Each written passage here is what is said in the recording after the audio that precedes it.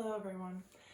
As I've sat with this energy, I feel very dizzy, and I shuffled the spellcasting oracle deck and two cards came out.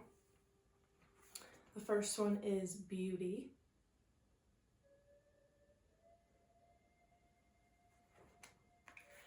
And the second one was Answers.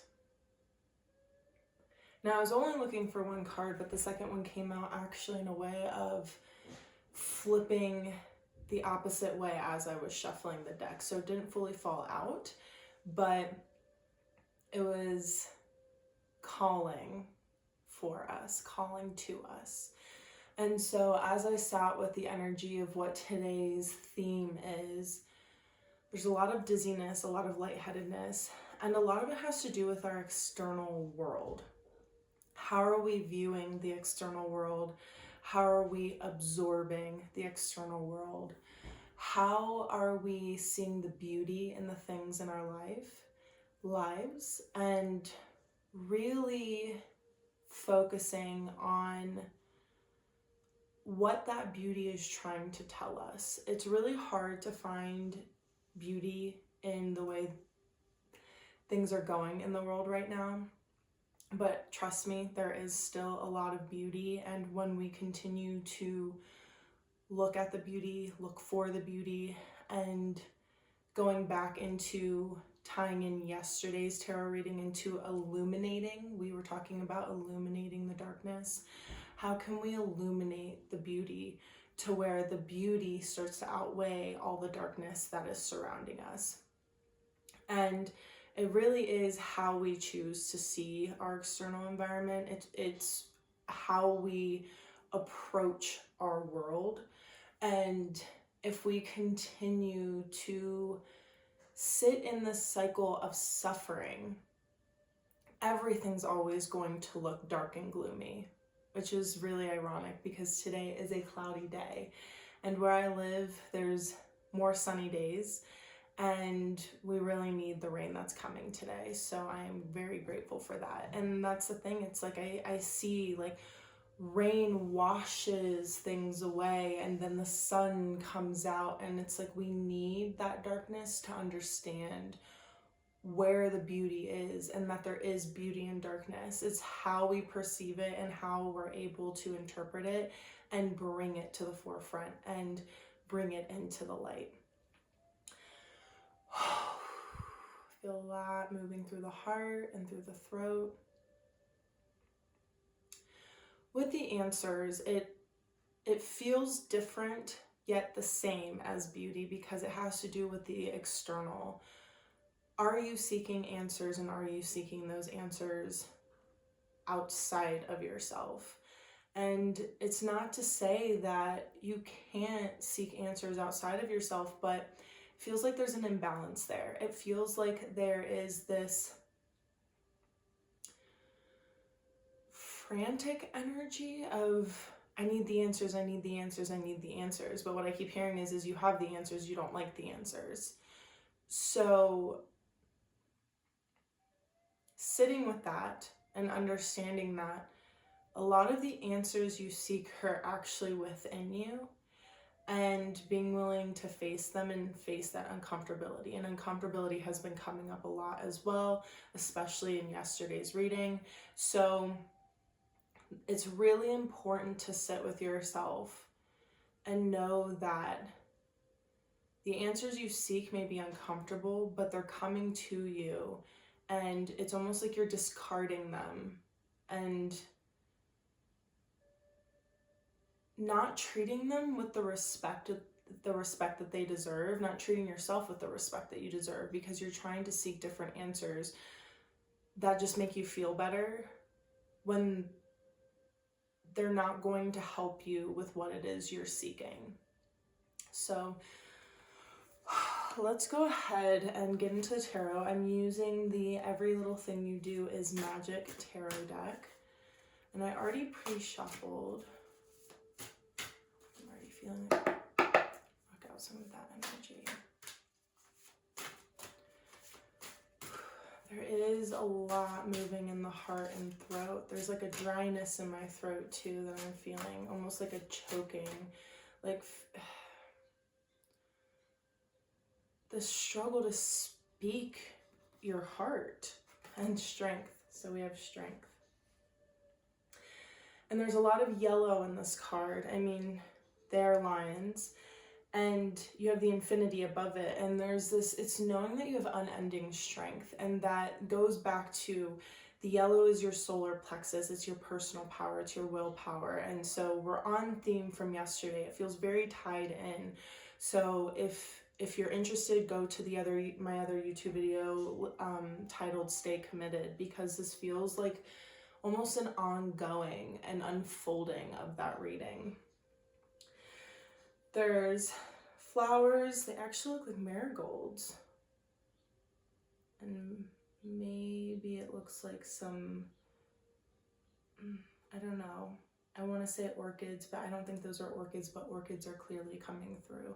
And then you have this stream or river coming through, and it's knowing that, again, there's this unending strength that you have, this power that you keep trying to suppress and push down.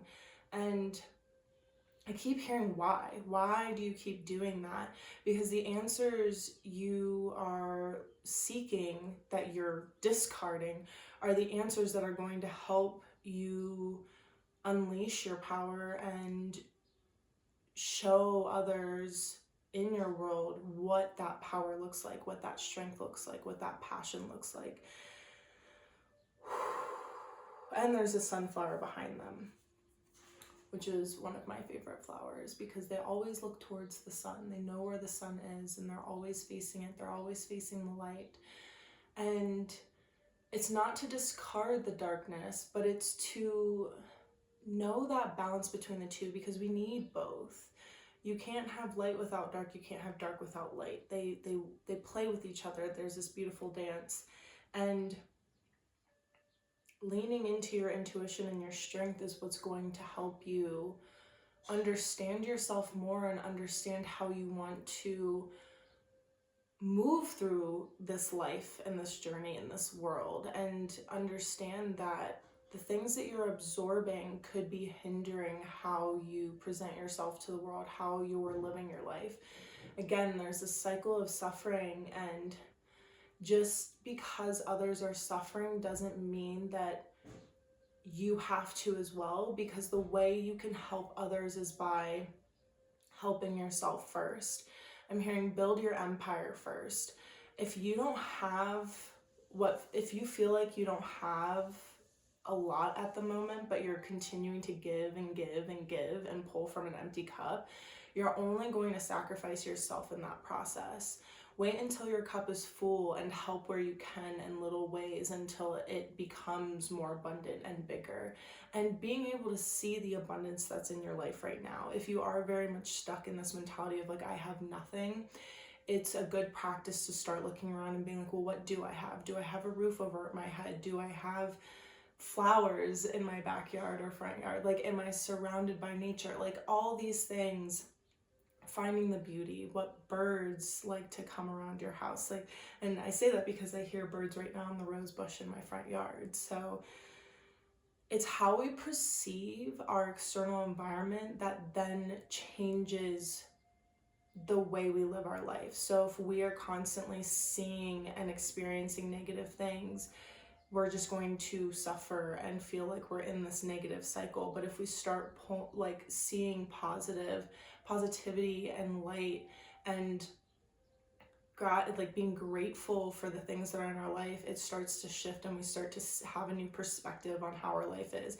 And it doesn't mean that there aren't challenges. It doesn't mean that there isn't darkness. It doesn't mean that there isn't still possible suffering, but there's ways that you find that there's this balance.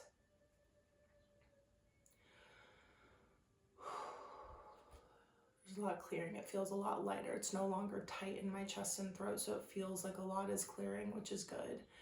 But it's really about finding that balance and not leaning into just one side or the other, of just existing and knowing that we're here to feel everything. We're here to feel the full spectrum, and we're here to experience everything. And it is our perception that labels it and creates stories around it. So how can we still be more of a witness to it from a detached perspective? And it's, again, it's very complex and it's very nuanced, and it's something that I feel like you understand what I'm saying, and if it's something that you feel like you don't understand, then I would love to work one-on-one with you, and we can dig deeper so you can understand what it is that is coming through from our divine guidance.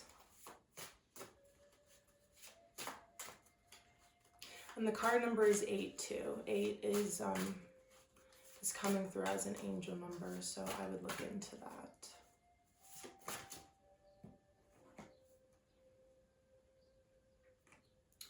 $66.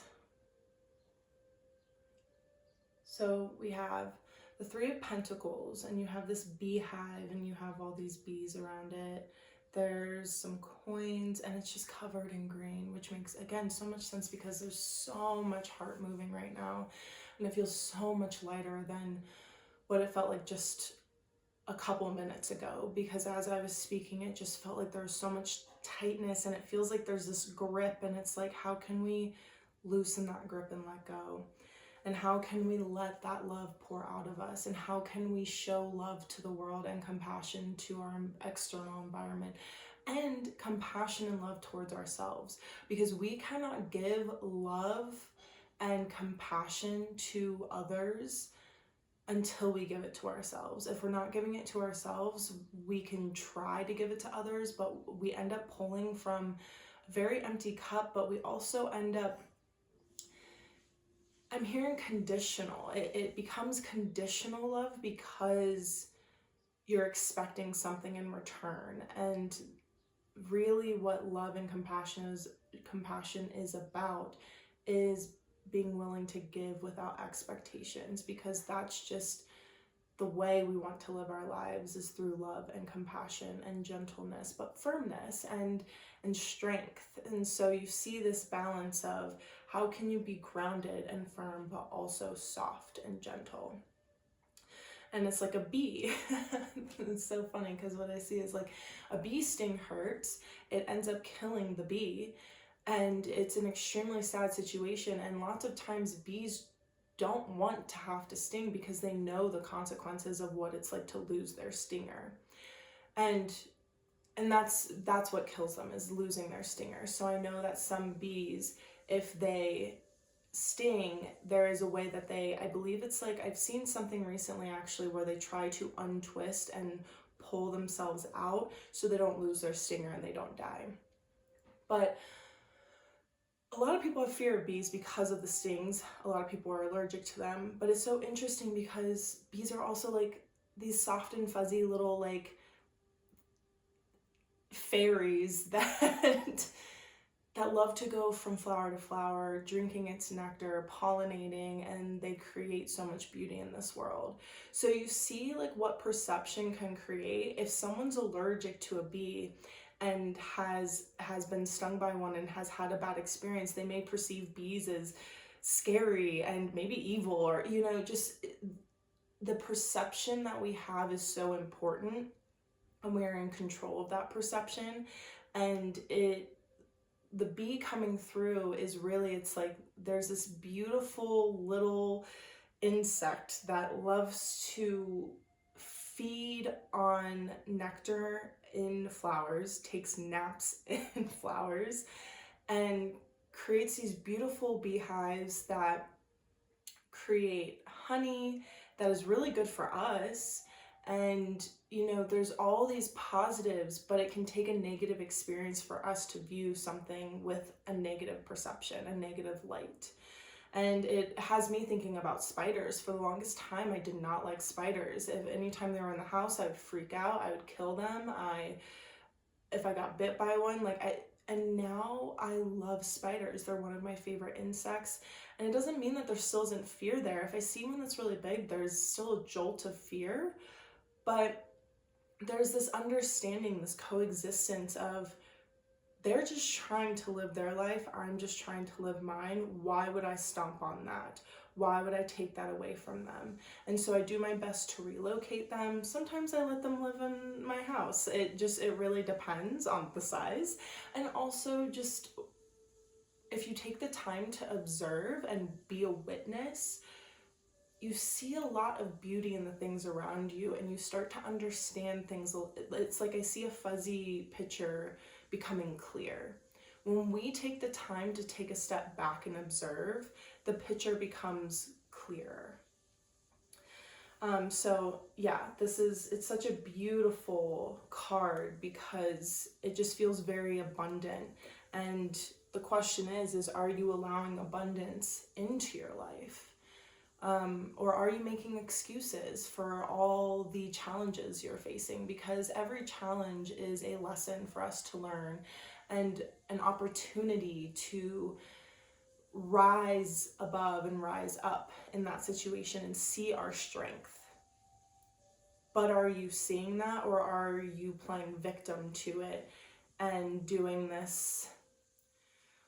Like, what I keep hearing is just like, why me? Like, why me? Why does this have to happen to me? Like, what did I do to deserve this? When really it's an opportunity to be like, oh, I can handle this. How can I approach this? How can I approach this with positivity or with love or with gentleness? Or even though I feel fearful or frustrated, I'm still going to approach this and figure out how to navigate it with like efficiency and productivity. And there's a fern. There's something significant about the fern.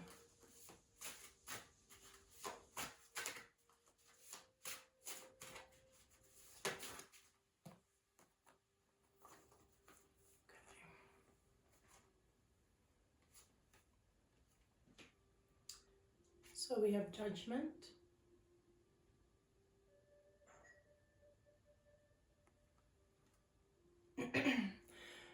And Champion of Swords.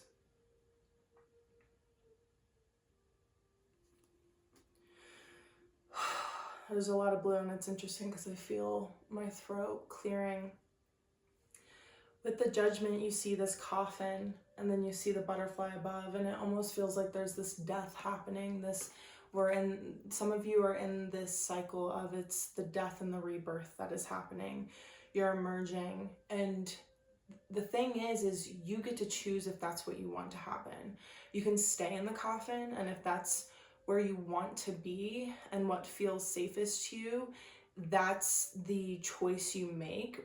But this is an opportunity to step out of that coffin and spread your wings and show yourself and the world, but yourself, what you're made of and what you're capable of, and the beauty that you hold and the things that you see, and the way you see the world is extremely unique. And then it goes into the Champion of Swords, as you have this peacock, and you see peacocks in all of their colors and the patterns on their feathers and how beautiful they are. And it goes back to this beauty, because what's interesting is you see the skull of the peacock. So it's almost like, what I'm getting, it's like there's this, it's interesting because there's diamonds on it too, but when I see this peacock, what I'm seeing is almost like it's halfway between death and life. You see the skull, there's no features on it. It has no eyes. And that's what I'm hearing, no eyes. When are you going to see with your third eye? When are you going to start seeing with your other senses? When are you going to start feeling and observing with your other senses? Because there's beauty surrounding you, but you continue to discard it. Why are you discarding it? There's a lot of fear in accepting the beauty around you.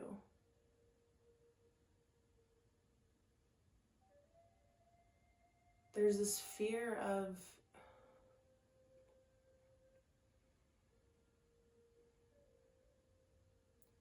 it's going back to the suffering. A lot of the world is suffering right now, and it feels like you have to make yourself suffer as well, because a lot of the world is suffering.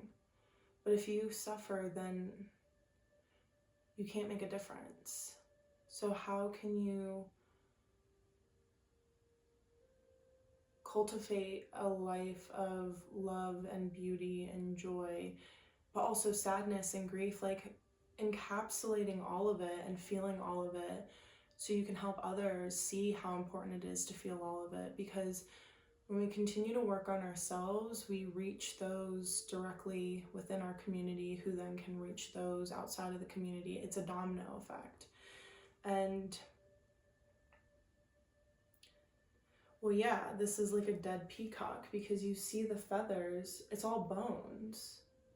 So you still see the patterns, but it's bones. So it's like this walking like zombie peacock, but it's still showing its beauty as it's going through this transition.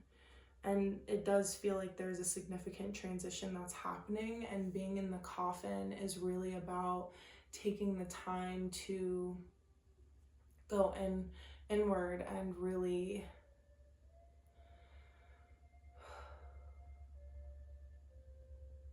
just be with yourself as this transition happens, and grieve the part of you that no longer serves your purpose moving forward.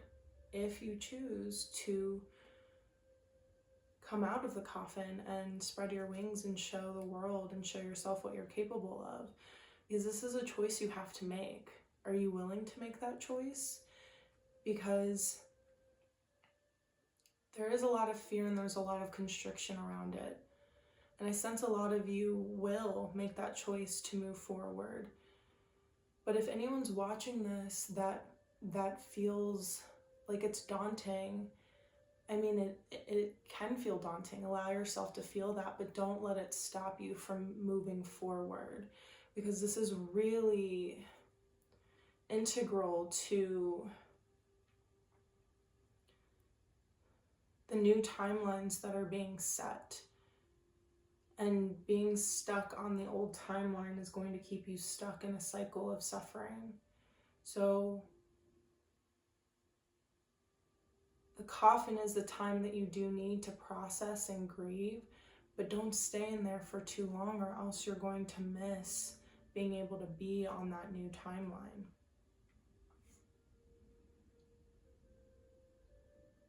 Have the courage and strength to move forward.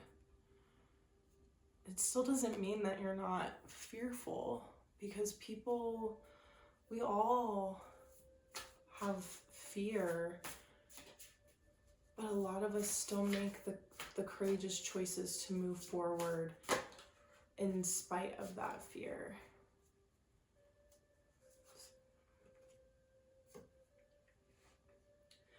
So to close this out with the life purpose and having this mirror of the tree,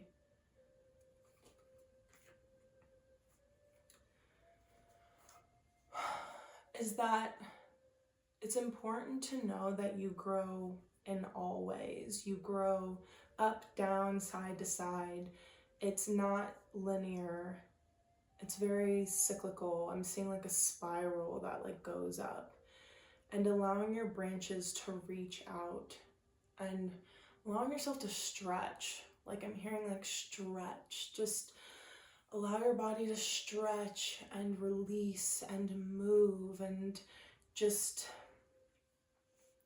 stretch into this new phase. And that's going back to like spreading your wings like the butterfly. They have to stretch it. Lots of times once a caterpillar comes out of its cocoon or chrysalis, so it could be a moth or a butterfly, but once they get out of it, they have to sit and rest and stretch out their wings before they can take flight. Let them dry and make sure that they're ready to fly. And so taking this time to stretch into this new timeline, allowing yourself to move slowly, like I just keep hearing like just, it's almost like I see like an interpretive dance, like move intentionally, stretch your body, and allow it to slowly feel into this new timeline and integrate and adjust. because your life purpose is waiting for you. And it's up to you to make that choice if you want to fulfill it. I mean, we all came here with a purpose. Are you willing to fulfill it in this lifetime?